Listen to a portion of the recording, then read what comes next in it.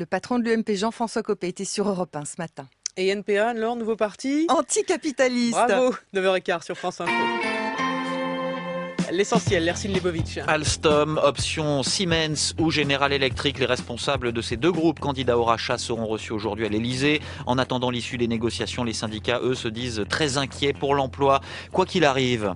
6 observateurs de l'OSCE sont toujours retenus à Slaviansk, dans l'Est ukrainien. Le maire séparatiste a organisé hier une conférence de presse. Aujourd'hui, à Bruxelles, les diplomates de l'Union européenne se penchent sur de nouvelles sanctions contre la Russie.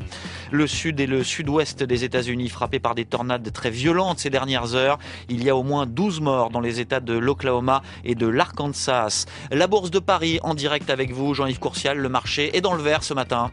Et oui, début de semaine en hausse pour la place parisienne. Après 15 minutes de cotation, le CAC 40 avance de 0,38%. Il est à 4460 points. Sur le marché des devises, l'euro s'échange contre $1,38,43.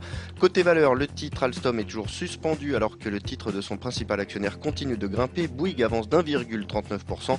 En revanche, dans le rouge, Technip cède 0,62% après la dégradation d'un analyste. Je vous rappelle, le CAC 40, il gagne 0,39%. Il est à 4460 points. Merci Jean-Yves Courcial, à tout à l'heure.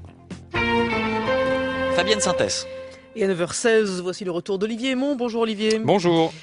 Pour la revue de presse, bien sûr, la France manque de peupliers, nous dites-vous. Et oui, la populiculture va mal, explique Science et Avenir sur son site. La populiculture, c'est donc la culture des peupliers, dont la France est le premier producteur européen et le deuxième mondial derrière la Chine.